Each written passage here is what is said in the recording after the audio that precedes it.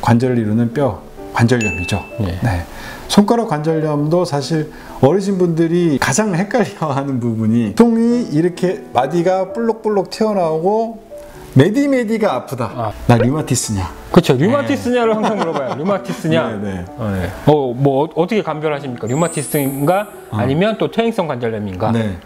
일단 류마티스 제가 정확하게 몇 퍼센트가 류마티스고 몇 퍼센트가 퇴행성인지 제가 정확한 그 수치는 모르겠지만 하여튼 제가 보는 환자분들의 대부분 정말 90% 이상, 95%? 대부분의 환자들은 정말 그냥 퇴행성입니다. 그죠. 네. 류마티스인 환자들은 젊었을 때 보통은 진단이 됩니다. 네. 그리고 손가락만 아프지 않아요. 대부분의 연세 드신 분들은 퇴행성 관절염으로 오고 류마티스 환자들은 류마티스 내과를 가든 다른 데서 우선 진단을 받았던 경우들이 많아요.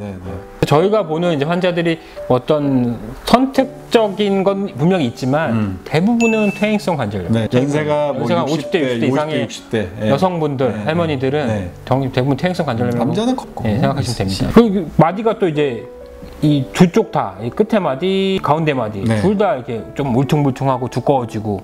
근데 사실 끝마디로 시작을 해가지고 그게 점점 심해지면 여기까지 오는데 사실 끝마디는 굉장히 심해도 이 중간마디는 괜찮은 분들이 또 굉장히 많고 그렇습니다. 그래서 여기에 이제 이 마디 여기가 이제 볼록볼록 이제 튀어나오게 되죠. 튀어나오면서 이제 시큰시큰하고 손 뭐 움직일 때마다 아프고 손가락 잘 굽혀지지도 않고 뻑뻑하고 그렇죠. 그거는 어떻게 진단하냐? 엑스레이를 찍어야 됩니다. 저 엑스레이 찍으면 그 진단이 바로 되죠. 뭐 딴 건 뭐 필요 없습니다. 그리고 육안으로 봐도 이제 저희가 어느 정도 감별이 됩니다. 그래서 그런 관절염이 이제 뭐 정도에 따라 다르겠지만 관절염이 심한 분들은 이 관절 사이 공간이 거의 없어요. 그리고 생각보다 굉장히 울퉁불퉁하고 할머니들 우리 옛날 할머니들 손 보면 어떻게 치료하십니까? 이것도 사실 무릎 관절염이나 아니면은 이제 비슷하게 치료합니다. 사실 관절염 치료는 뭐 비슷하죠. 어쨌든 관절염, 관절에 생긴 염증, 뼈가 튀어나오고 회복할 수는 없고 현재 상태에서 잘 달래서 써야 되는 그런 질환들이니까 현재 상태를 잘 달래줘야죠. 약, 소염제, 그 다음에 이제 뭐 어떤 물리치료, 뭐 따뜻하게 해주는 이제 손을 이완시켜주는 그런 치료, 그리고 스테로이드를 포함된 소염주사, 아니면 프룰로 치료를 많이 하기도 합니다. 저는 사실 개인적으로 프룰로 치료나 체해충격파를 손가락 관절염에다가 꽤 많이 하는 편인데 사실 이 프룰로 치료나 이제 그 체해충격파가 그 관절을 직접적으로 치료하는 부분은 아니거든요.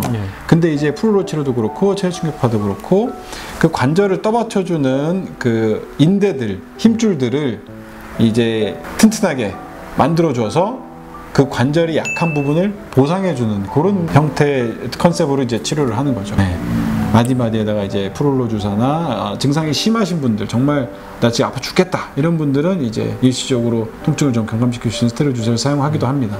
근데 참 치료가 어렵죠. 이런 퇴행성 질환들은 무릎 관절염, 무릎 퇴행성 관절염도 마찬가지지만 손가락의 퇴행성 관절염 환자들도 사실 치료가 잘 안 되고 좀 어려운 건 사실이에요. 또 쓰면 또 아프고 날씨 굳으면 또 아프고 이런 분들한테 조금이라도 좀 염증을 좀 가라앉히고 이제 통증을 좀 좋아지려는 목적으로 뭐 주사 치료도 하고 충격파 치료도 하고 뭐 물리치료, 약물치료 하는데 그래서 최대한 의사와 상의해서 이게 좀 심해지지 않게, 통증이 너무 심해지지 않게 지내는 게 목표고요.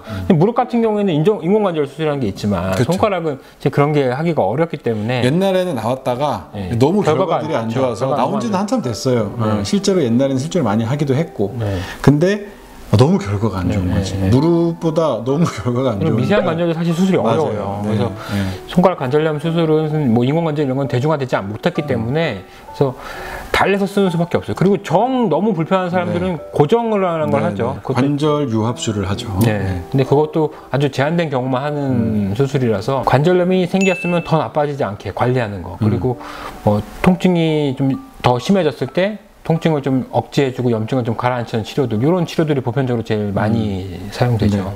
어쨌든 이제 사실 그 아무리 관절염이 심하더라도 그 적절한 치료가 이루어지면 별 무리 없이 그냥 일상생활 다 하면서 일도 다 하고 다 생활 다 한다, 그런 분들이 사실 훨씬 많습니다. 그래서 뭐 내가 뭐 심하든 안 심하든 그걸 떠나서 이제 정형외과 의사와 상의해가지고 어떤 식으로 치료를 하면은 그렇게 오랫동안 치료하고 또 걸리지도 않아요. 그리고 또 치료 잘 해놓으면 또 당분간 또 한참 또 잘 씁니다. 그런 퇴행성 질환인 걸 서로 이해를 하고 관리하는데 이제 초점을 맞추면 좀 서로 치료하기는 편하죠. 이제 그런 식으로 이제 치료를 하다 보면 저희가 이제 제일 당황스러울 때 이거 완치돼요.